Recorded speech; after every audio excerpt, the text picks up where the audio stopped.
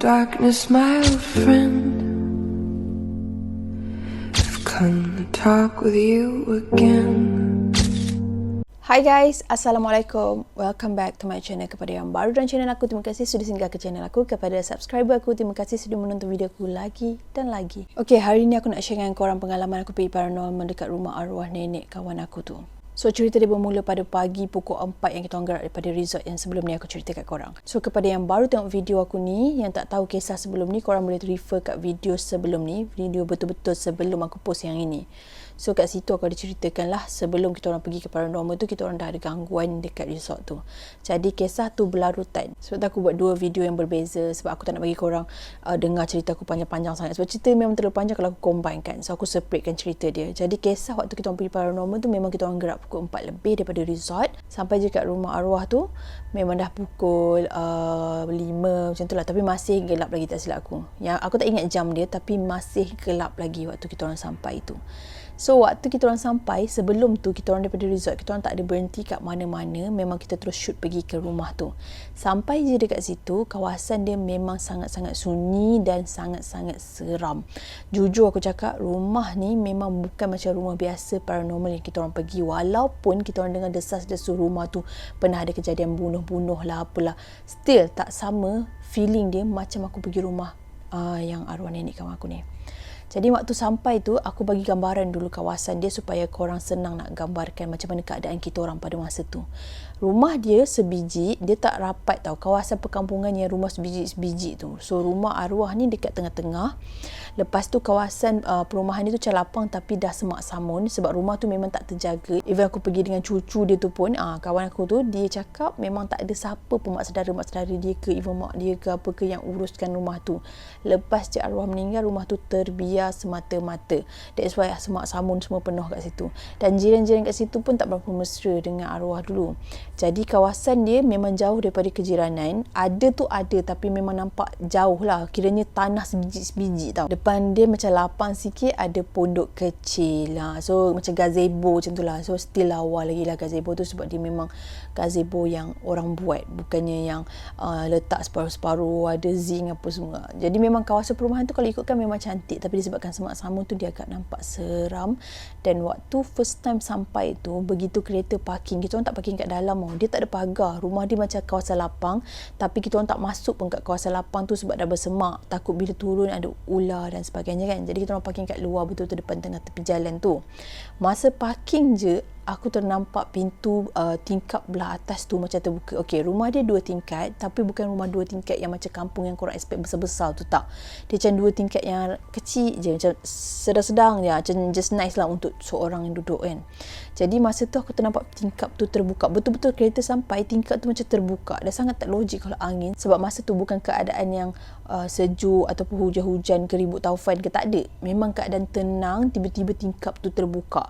And aku macam okey, ni memang macam ada sesuatu yang tak best kan. Tapi memandangkan kawan aku yang owner, bukan owner, cucu kepada arwah tu, dia cakap tak apa, jom je kita masuk kan. Sebab dia sebenarnya dah lama gila nak masuk kat rumah tu. Dia ajak family dia tak nak pergi, saudara-saudara dia semua tak nak pergi. Jadi dia ajak kita orang ni sebab dia rasa something. Sebelum pada tu pun dia memang dah dikir dekat kejiranan situ, tak ada siapa pun yang berani masuk dekat rumah arwah nenek dia ni. Jadi bila kita orang sampai je dekat situ, dah turun, mula-mula aku je yang nampak atau orang lain tak nampak. Jadi bila kita orang nak ke rumah tu, perjalanan dia maksudnya dekat tanah lapang tu, tiba-tiba ada seorang kawan aku yang menjerit. Dia kata dia nampak ular. So dia berlari terus pergi kat kereta. And then kita orang macam, alamak ular ke? Kita orang pun takut jugalah kan, sebab ular kan macam bahaya. So kita orang semua lari pergi kat tengah, pergi kat kereta, kat jalan lah. Lepas tu kan, kawan aku yang seorang ni, dia tanyalah, dia kata kat mana ular tu kan? Bahaya weh kalau kita nak teruskan. Sebab memang gap tau untuk pergi ke rumah dia tu. Kita orang memang jalan dekat kawasan lapang tu. Jadi kalau betul ada ular tu, susah lah kita orang nak sampai ke pintu pertama tu kan. Lepas tu kawan aku tu cakap, kat mana? Cuba suluh-suluh kan. Sebab masa tu kan keadaan gelap lagi. Jadi kawan aku ni seorang suluh tak nampak. Dan beberapa minit aku pun perasan ada seekor ular. Aku pun tanya, weh, yang kau nampak tu colour dia warna kuning-kuning ke? Lepas tu dia cakap, aku tak perasan ada macam tu kan. Lepas tu aku cakap, ya, aku nampak ada seekor kuning-kuning besar-besar lengan. Lepas tu dia cakap, betul lah, besar. Betul weh, bahaya weh, kita tak boleh pergi. Dia pun gelabah kan. Lepas tu aku cakap, aku rasa tu bukan yang sebenar kot. Aku rasa tu jelmaan. Aku cakap tu kat dia. Lepas tu dia kata, tak, memang real tu. Dia sikit lagi nak datang kat kaki aku. Kalau dia patuk tadi, dia memang benda kecoh-kecoh kan. Lepas tu ular tu memang aku nampak yang colour kuning tu, dia berjalan terus pergi ke pokok. Satu pokok tu, bukan pokok pisang, pokok apa dekat tepi kawasan perumahan tu kan. Dia pergi kat situ. Begitu dia naik dekat bahagian pokok tu, dia bertukar rupa. Dia tiba-tiba jadi seperti seorang perempuan tapi tak lengkap. Maksudnya dia macam slow. Kau faham tak? Bila kau nampak ular tu, dia macam tiba-tiba mengembang, diselaputi macam dia duduk kat belakang pokok tu. Lepas dia duduk kat belakang pokok tu kan, tiba-tiba kau nampak macam tangan, kau dah nampak dah macam rambut-rambut macam tu, macam seorang perempuan lah. And aku cakap, okay weh, memang betul yang ni jelmaan. So aku cakap dekat yang leader bawa kita orang tu, aku cakap dah boleh start baca-baca doa, dan kita jalan terus pergi ke pintu. Lepas tu dia pun bacalah beberapa ayat, kita orang sambil follow dia jalan terus sampai ke pintu rumah tu. Jadi member aku ni dia dah ada kunci. Sebab tu kita orang pergi paranormal kat situ. Dia ada kunci, dia rembat daripada bapak dia punya barang-barang simpanan apa benda. Dia cakap dia jumpa kunci tu kan. Okay, jadi kita orang pun masuk. Tapi kita orang ada kunci pintu belakang je. Pintu depan tak ada. Jadi kita orang pergi kat belakang lah. Kat belakang kawasan rumah dia ni ada satu busut. Busut dia tu nak kata besar tak besar juga. Nak kata kecil pun tak kecil. Sedang-sedang lah, tengah-tengah. Betul-betul dekat sebelah ampayan rumah dia tu kan. Jadi waktu tu aku nampak. Aku cakap lah, weh, busut ni okey ke? Tak ada apa-apa ke? Aku tanya kat yang lain kan. Lepas tu yang lain tu berkata, tak pastilah. Tak apalah, abaikan je lah dulu kan. Okey.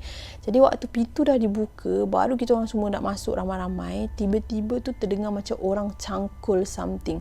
Bunyi orang tengah mencangkul. Dengarlah orang tengah macam tanah kan, ketuk-ketuk tanah kan. Aku ingat aku je yang dengar benda tu. Rupanya 3 orang daripada kami pun dengar juga benda tu. Jadi bila kita orang semua dah dengar berpandangan, aku pun macam, kenapa dia pandang aku? Maknanya dia pun dengar juga. Lepas tu aku buat gaya macam tu kan. Lepas tu dia orang pun cakap, so masuk. Masa kita orang dah masuk tu dekat kawasan dapur di belakang tu, sebab kita orang masuk pintu belakang kan, dapur tu kat singki tu, aku pun pandang lah kat tepi. So aku nampak macam kelibat kaki berlari daripada busuk tu pergi ke arah belakang Semak Samun. And aku terus buat tak tahu je lah. Okay, masuk kat dalam kawasan perumahan dia ni memang gelap sangat-sangat. Lampu memang dah tak ada dah, elektrik semua dah terputus. Tetapi kita orang kan bawa lampu. So bila suluh-suluh kat bahagian dapur dia, ya Allah, kotor sangat-sangat. Dia macam seolah-olah kau ni meninggal dalam keadaan orang tak tahu yang kau meninggal, dan rumah kau terbiar macam tu.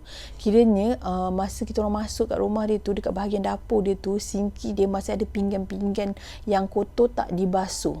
Aku macam pelik juga lah. Tapi aku tak adalah tanya beria dekat member aku ni, takut kecil hati kan. So kita orang memang pelik lah. Sebab yelah, orang Islam jarang tau kalau macam orang tu ada saudara mara, ada ahli keluarga, bila dia meninggal orang tinggalkan rumah tu macam tu sahaja. Tapi sebenarnya benda ni memang ada lah, tetapi tak kebanyakannya orang akan clearkan apa yang patut, tak dibiarkan macam tu. At least kalau rumah tu kosong pun, ada barang-barang sekalipun, janganlah biar dalam keadaan kotor, betul tak? Tapi yang ini memang ada benda-benda tu semua. Lepas tu dekat bahagian dapur dia pun makanan-makanan yang lama-lama semua ada lah. Memang masih ada, umpama macam dia meninggal mengejut dan tak ada siapa pun yang clearkan rumah dia. Jadi salah seorang daripada kawan aku ni, dia macam mulut capui sikit. Dia pun tanya dekat cucu arwah tu kan. Dia tanya, weh, masa tu dalam rumah tu tau, dia kata, masa arwah nenek kau meninggal ni, asal selalu malu semua tak cuci rumah ni dulu, asal tinggal macam ni weh, sayang duk, tengok barang-barang ni semua ada lagi, baju-baju dia semua rapi dekat bahagian hampayan tu tau. Tu member aku ni cakap, dia kata macam ni, bukan kita orang tak nak peduli, tapi tak ada seorang pun yang berani. Lepas tu kita macam pelik, sebab apa kan? Tapi kawan aku yang tanya tu, dia tak adalah beria dia tanya masa tu sebab dalam rumah kan. So rumah dia ni 2 tingkat, tangga dia tangga kecil yang nampak bawah, tahu tak, lubang-lubang tu, kalau korang nak naik tu kaki korang berlubang-lubang tu kan. Lepas tu masa tu ada seorang nak naik atas. Aku cakap aku tak berani, aku nak duduk bawah je kan. Tapi dia orang macam nekat, jom aku kan boleh tengok-tengok, jom kita naik atas. Lepas tu aku pun cakap, kita apalah, aku nak duduk tengah-tengah, aku tak nak duduk belakang, tak nak duduk depan. So masa naik tangga tu biar ada orang depan aku, belakang aku kan. Masa tu aku memang dah keadaan sangat-sangat takut, sebab takut yang dekat resort tu tak habis lagi. Bila pergi kat situ dia jadi macam keadaan yang tak berapa best. Sebab yelah, kita nak pergi paranormal tapi dah kena kejutan dekat resort tu kan. So aku macam tak berapa bersedia lah. Keadaan aku macam agak gelabah sikit. Maksudnya macam kalau orang tinggal aku tu, aku dalam keadaan takut juga. So sebab itulah aku pilih untuk duduk tengah-tengah. Mula-mula aku memang tak nak langsung naik atas, tapi sebabkan dia orang paksa, kita orang pun naik atas. Sampai ke atas ada 3 bilik kot tak silap aku. Tapi kecil-kecil je, cuma 1 bilik je yang terbuka dan member aku tak ada kunci. 2 lagi tu kunci tau. So 1 bilik tu lah bilik arwah. Jadi banyaklah barang-barang di katil dia, rapi apa semua kan. Cuma ada yang pelik sikit, dekat tepi katil tu dia ada macam satu kotak yang macam betul-betul kotak kayu, ada ukiran dan dibalut dengan satu helai kain kuning. Dia bukan tebal tau, dia macam kain kuning yang besar-besar macam ni, diikat dekat bahagian kotak tu. So masa tu yang leader kita orang yang boleh baca-baca apa semua tu kan, dia macam tengok, dia kata ini dia macam tu kan. Lepas tu kita orang diam lah, kita orang masih berada dalam persekitaran tempat dia kan. So kita tak nak lah mulut capui dan sebagainya. Jadi kita tengok, just diam dan teruskan perjalanan dan terus menerokai apa yang patut. Bila sampai dekat kawasan betul dekat luar dia tu kan, kat koridor bahagian atas tu, tiba-tiba dengar bunyi macam orang berjalan. Memang kuat gila-gila bunyi pap tapak kaki tau. Betul-betul kuat bunyi seolah-olah orang tengah berlari. Di kawasan tu, bunyi tu datang dekat kawasan kita orang tu. Tapi tak ada nampak, aku tak nampak, tak ada seorang pun yang nampak jemaah apa-apa yang berlari ataupun muncul dekat kawasan kita orang tu. Tapi bunyi ni sangat kuat dan bunyi tu semua orang dengar. Kita orang semua paling-paling, bunyi apa tu. Kita macam gelabah kan. Tapi tak ada apa-apa. Cuma ada seorang tu lah, dia macam nak sedar hati, dia kata mungkin bunyi monyet ke, bunyi apa ni, bunyi musang ke apa ke kat atas bumbung. Lepas tu aku cakap, come on lah, bumbung dia zinc kot. Kalau bunyi zinc kita boleh dengar lah. Ini bunyi dia macam bunyi betul-betul dipijak betul-betul kat atas kayu tau. So bila kita orang dah gelabah macam tu, diam sekejap, member aku ni, ada salah seorang daripada member aku ni, dia cakap jom turun, duduk kat bawah balik. Jadi masa kat bawah kita orang turun balik tu, adalah dengar macam orang tengah potong-potong something tau. Yang tu beberapa orang je dengar, tak semua orang dengar.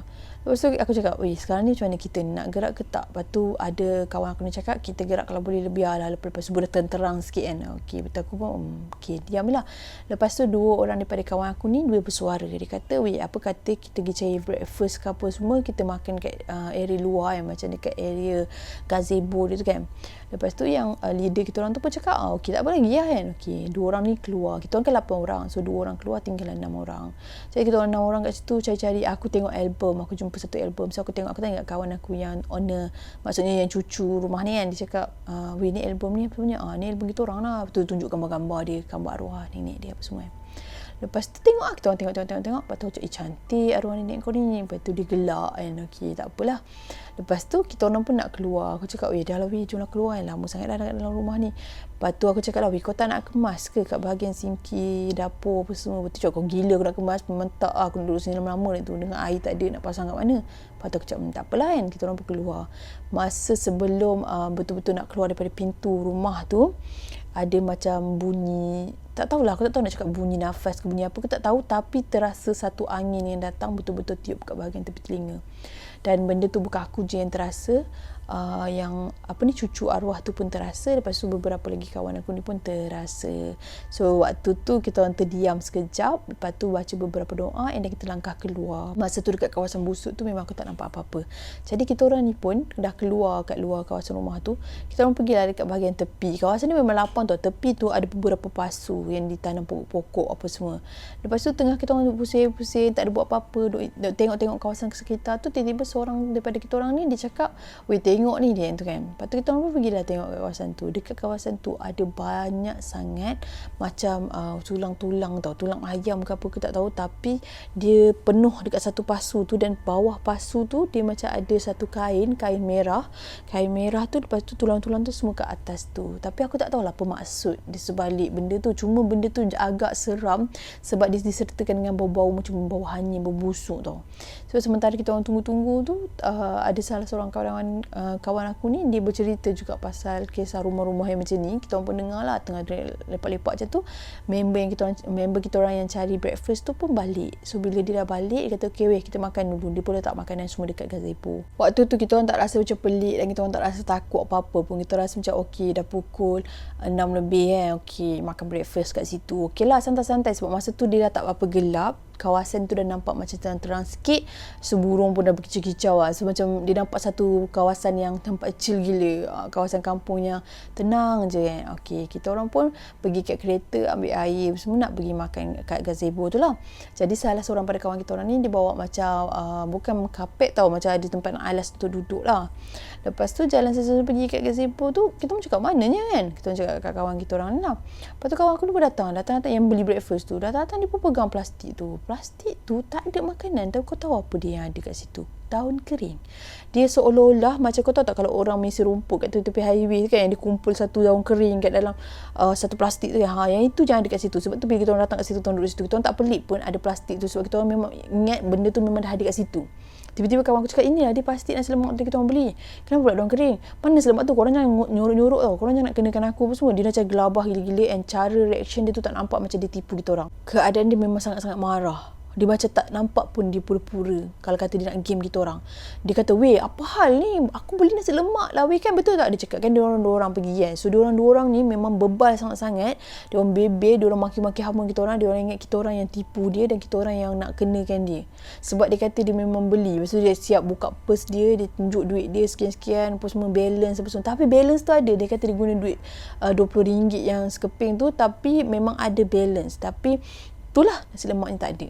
Dia tunjuk lah, maksudnya dia kata aku pecah RM20, yang lain duit RM50. Yang ni balance dia, kau nampak? Kalau aku tipu, mana datang duit ni apa semua. So kita orang ni macam 50-50 tau. Bukan nak tuduh dia tipu, tapi benda tu macam unexpected. Takkanlah kau pergi beli daun, masa kau beli tu katakanlah macam gangguan benda tu kan. Takkanlah kau tak tahu yang kau pegang tu ringan ke berat. Macam tu lah kita orang terfikir. So bila dia cakap yang berkeras juga, mengatakan dia beli nasi lemak, dia memang nampak sendiri, dia kata itu masa dia beli pun ada orang lain beli, dia cakap. So kita orang pun macam mungkin gangguan lah. Kita memang terpaksa fikir macam tu, walaupun kita terasa macam logik ke tak logik. Macam aku sendiri, aku percaya benda tu sebab aku pun banyak kali kena. Cuma yang lain ni lah, dia orang macam tak berterima benda tu. So bila you macam-macam, apa tu nak makan apa ni semua, kau jangan main-main lah. Keadaan macam ni lah kita kat sini. Tu kan member aku yang cucu kepada arwah tu, dia diam, dia tak cakap apa-apa. Lepas tu yang leader kita orang yang bawa tu, dia cakap lah, kau pahal diam kan, kau cuba explain sikit apa sebab kau diam ni member dah nak gaduh semua. Lalas seorang daripada kawan kita orang yang perempuan tu, dia cakap, dah habis tak payah gaduh-gaduh, jomlah kita keluar, kita makan kat luar. Lepas dah terkena kes nasi lemak kecoh-kecoh tu semua, tu lah yang waktu kita orang nak balik tu, salah seorang daripada kita orang tu yang tertinggal slipper, macam dia tercabut slipper. Lepas tu slipper tu ada dekat tangga kawasan rumah arwah tu kan.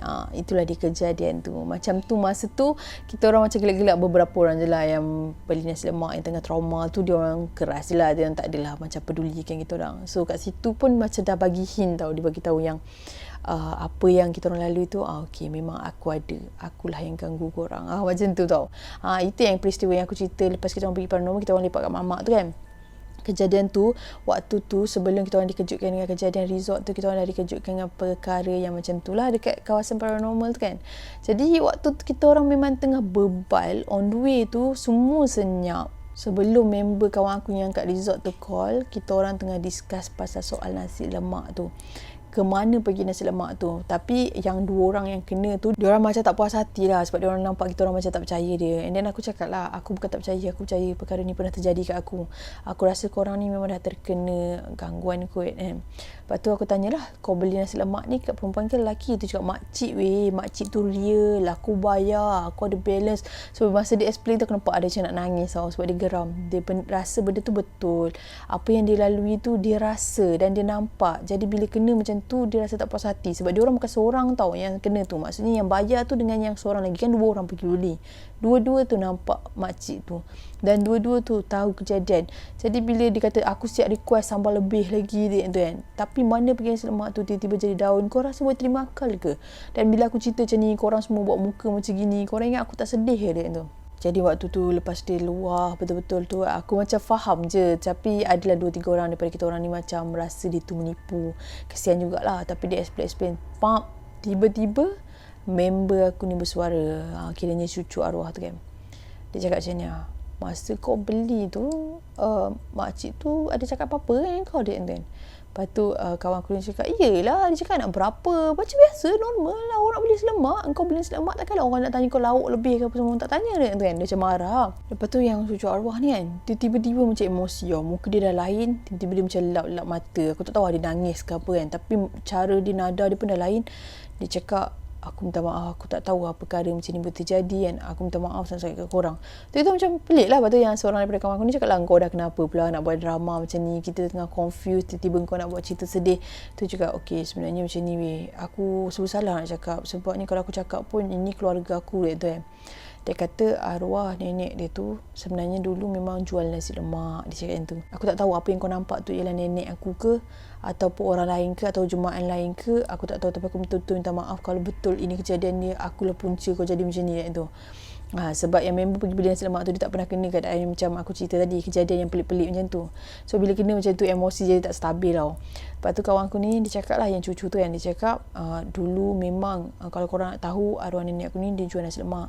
Tapi nasi lemak dia jarang sangat laku, sebab orang duk tuduh dia ada itu, ada ini. Sebab ada beberapa orang kampung pernah nampak something, dia pernah nampak kat rumah dia macam keras apa semua kan. Kami keluarga pun tahu kisah nenek dia tu. Jadi dia orang ni macam kurang lah dengan nenek dia ni. Sebab nenek dia ni, malah kita nak cerita hal ni kan, sebab ni kisah-kisah akhir orang dah tak ada, tak baik kan. Tapi korang faham lah apa yang aku sampaikan ni kan. Jadi bila dia cakap, aku rasa nasi lemak yang kau beli tu mungkin jelmaan jin yang menyerupai arwah nenek aku, dia macam tu, nak mengusik kita sebab kita kacau tempat dia apa semua kan. Lepas tu aku cakap ada logik juga apa yang dia cakap kan. Sebab yelah tiba-tiba so lepas pada tu kita orang terus baca doa, semua senyap je. Lepas dah settle baca doa tu lah, dapat call daripada resort tu. So kejadian waktu kita orang pergi paranormal kat rumah arwah nenek kawan aku tu memang mencabar. Sebab lepas daripada tu dapat pula khabar berita daripada resort. Dah lah sebelum pergi tu aku dengan kawan lain dah kena kacau. Lepas tu pula dapat pula penjelasan yang resort tu scam macam tu, dengan cerita kisah nasi lemak ada tak ada apa semua. Memang pada waktu tu satu kenangan yang aku rasa agak mencabar juga, tapi tak terasa sangat sebab kita orang pergi ramai.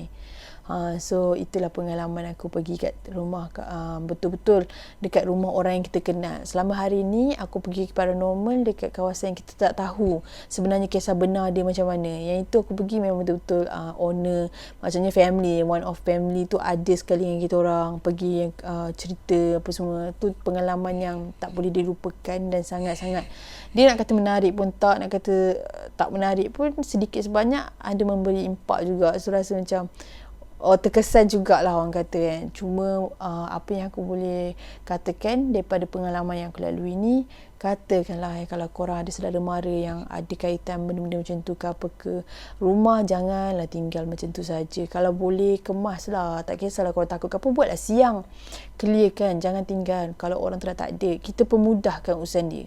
Maksudnya jangan tinggalkan apa-apa benda kotor-kotor dekat dalam kawasan rumah dia. Biarlah dia pergi dengan tenang, dan buah mulut orang pun tak mengata apa tau. Jadi bila kita dah clearkan, tak adalah orang lain pula kena. Macam contoh kan, kes rumah yang aku pergi tu kan, sampailah dia dah tak ada pun orang still buah mulut. Dan tempat tu nasib baik orang tak viral kan. Maksudnya macam tak ada lagi paranormal yang pergi kat tempat rumah tu.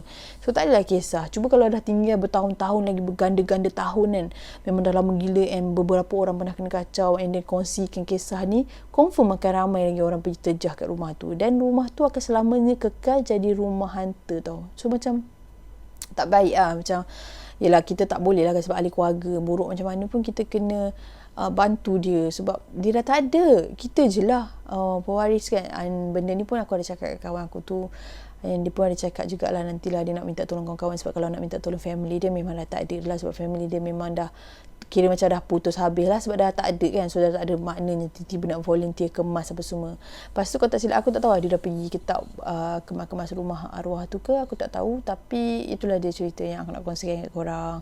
Jadi ambil lah sebagai iktibar sikit sebanyak. Macam apa yang aku cakap tu betul. Sebab walaupun kita orang pergi tu benda salah, macam tak patut pun kita orang pergi kan, tapi sikit sebanyak buat aku sedar macam, oh ada orang, ada keluarga yang macam tu, yang tak nak tolong macam tu.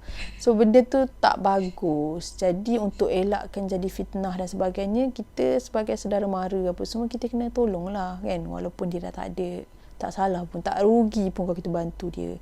So itulah dia pengalaman aku selama aku pergi paranormal ni. Aku rasa itu pengalaman yang fresh lah sebab kita kenal siapa dan aku pun tengok muka arwah tu. Jadi kita tahu siapa owner. So lebih lengkap lagi lah cerita pengalaman pergi paranormal tu daripada kita pergi kat rumah yang kita tak tahu silsilah dia. Boleh jadi kalau apa-apa aku nampak pun boleh jadi itu hanya jelmaan jin yang nak menyesatkan aku. Dia nampakkan aku seperti itu. Belum tentu lagi cerita tu sahih lagi, betul tak? Tapi yang kisah rumah yang aku pergi ni kiranya semuanya betul. Benda yang nyata. So pengalaman tu macam best juga, tapi sikit sebanyak memberi kesan yang kita sendiri sedar nanti kalau aku dah tak ada, macam mana pula keadaan aku. Dia buat kita lebih sedar benda-benda tu. Sampai di sini saja perkongsian aku untuk hari ini. Sekiranya ada terkasar bahasa, tergurus hati mana-mana pihak, aku minta maaf. Sesungguhnya yang baik-baik itu datang daripada Allah Subhanahu Wa Taala. Segala kekurangan kesilapan itu datang daripada diri aku sendiri. Stay healthy, stay safe. Assalamualaikum.